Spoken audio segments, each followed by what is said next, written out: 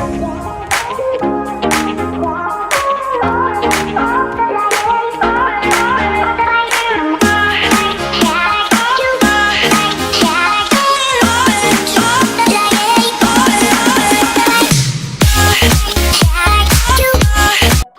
belle tête sous une chevelure rousse n'est autre que le soleil au milieu de ses rayons. Cependant, tout le monde en médit à cause que peu de monde a la gloire de l'être.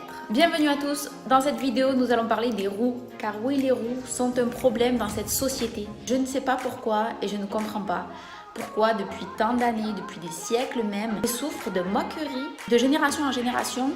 De nombreuses croyances aussi stupides les unes que les autres se sont transmises. L'ignorance est coriace et la bêtise est contagieuse. Vous avez tous au moins une fois entendu, ou même vous avez dit « Ah, les roux ça pue. Ah, mais les roux ils ont la peau blanche. Ah non, je veux surtout pas de reflets roux. Hein. Mais pourquoi ? Ben parce que ça se fait pas. Non, surtout pas carotte. Alors oui, je vous assure que c'est fini l'époque où on brûlait les roux sur des bûchers. Non, les roux ne sont pas des sorciers. Il faut arrêter avec toute légende qui les accable et qui sont aussi stupides les unes que les autres. Franchement, moi quand j'étais petite, je rêvais d'être rousse. Que du côté de mon père et du côté de ma mère, ils sont roux. Voilà. Et moi qui aurais rêvé d'être rousse, je suis née brune. Voilà quoi. Chacun ses rêves. Il y a seulement 2% de la population qui est rousse. En premier, au niveau du classement, c'est l'Écosse. En deuxième, c'est l'Irlande. Et en troisième, c'est la France. Oui, les Français, nous sommes roux. Ça va, c'est pas trop dur à avaler. Moi-même, lorsque je suis née, un membre de ma famille a dit « Ouf, heureusement, elle n'est pas rousse. » Mais pour certains membres de ma famille, étant donné qu'il y avait tellement de critiques, c'était très dur de pouvoir se dire « Mon Dieu, cet enfant va souffrir de ça ?» Alors après, il y a aussi ceux qui osent me dire « Mais c'est votre couleur naturelle ?» Oui, je suis sortie du ventre de ma mère en mode bicolore avec une peau carrée. Vous êtes sérieux? Donc même quand j'avais les cheveux rouges, on allait me dire « C'est votre couleur naturelle ?» Non. Je ne suis pas un enfant du diable. À l'époque, si vous naissiez roux, vous étiez un enfant du diable. Les roux, tous les soirs, à la pleine lune, à minuit, ils trempent leurs cheveux dans le sang de leurs ennemis. C'est ça en fait.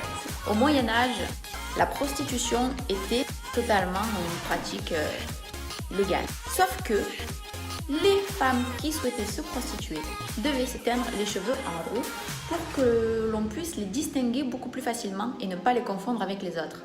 Alors j'imagine les femmes qui étaient rousses naturellement, les pauvres, et qui n'étaient pas du tout des chouin-chouin. Du coup, on devait les aborder dans la rue et leur dire Tu prends combien? Ça me fait halluciner quoi, franchement.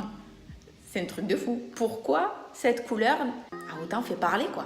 Par contre, nos amis les Romains étaient tellement en extase devant cette coloration qui était si rare, toutes les femmes brunes se faisaient livrer des perruques rousses germaniques pour avoir les cheveux roux. Merci les Romains, merci les Romains. Ensuite, on disait aussi que les roux étaient des sorciers, qu'ils sentaient mauvais, qu'ils se transformaient en loups-garous à la pleine lune, que c'était des vampires. Alors ceux qui me disent « Ah non, mais à vous, ça vous va bien, il faut le porter. » Je le prends très bien parce que moi j'assume à 100% d'être rousse. Pour moi, c'est une couleur qui respire la vie. Mais quand vous le dites, ah, ben vous pouvez le porter, c'est un peu comme quand tu dis au gosse de quelqu'un qui s'appelle bizarrement, oh, c'est original. Tout simplement, t'as pas envie de lui dire que c'est dégueulasse, mais tu lui dis, oh, c'est original, ça vous va bien. Heureusement que certains d'entre vous évoluent et s'éteignent les cheveux en roux. Le pire, c'est que les 3 quarts du temps, vous me montrez des photos que vous trouvez sur internet, de tie and dye, d'ombrière, ce sont des colorations qui sont oranges.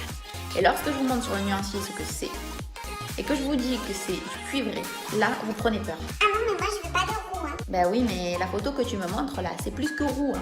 C'est encore plus roux que moi presque. Donc, c'est quoi? Le mot, ça me fait rire quoi. Le mot roux vous fait peur en fait. Vous aimez le voir en photo, mais si on vous dit que c'est du roux, non. Ben alors maintenant, je vais vous faire croire que c'est du bleu. Et quand j'appelle ça pain d'épices ou cannelle, de suite, ça passe mieux quoi. Au lieu de vous dire que c'est du roux, je vous dis, vous savez, c'est un petit peu couleur porte de cuisine. Cannelle, boisé, là ça passe tout de suite beaucoup mieux.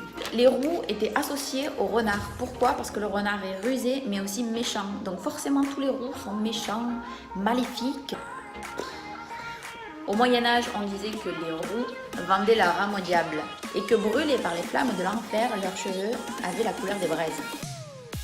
Ça aussi c'est dur. Hein. La pigmentation rousse est tellement forte puisque c'est un cheveu qui est très difficile à teindre. Cependant, les roux n'auront jamais de cheveux gris. Le cheveu devient directement blond rosé et blanc. Les pauvres, on les brûlait même sur les bûchers quoi. Genre tu nais tes roux, tu es un enfant du diable, brûlez-le.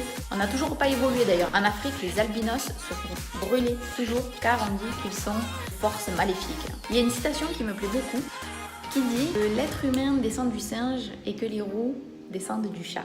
Je trouve ça très très mignon et ça me plaît beaucoup parce que j'adore les chats. Alors non, les roux ne sentent pas mauvais.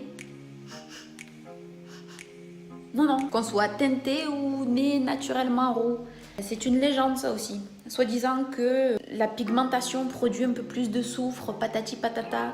C'est 10% de plus que le reste de la population. Non mais déjà on a tous une odeur différente. Alors je sais pas sur quelle étude ils ont pu se pencher pour savoir qu'un roux sentait mauvais et qu'un blanc ils sont pas mauvais quoi. À partir du moment où tu te laves, de toute façon tu sens bon. Donc roux, blond, brun, noir, etc. On sent tous pareil. Quand il y a trop d'originalité et que vous rentrez pas dans le moule, ben, vous êtes de suite soumis aux critiques. Moi je trouve que c'est super que dans le monde il y ait un peu de tout. Des roux, des noirs, des blancs, des bruns, des jaunes, de tout. C'est ça qui fait la vie.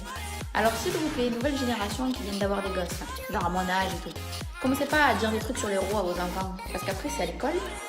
Il va y avoir un roux dans l'école, le pauvre il va se prendre toute la haine du monde, il va pas comprendre pourquoi.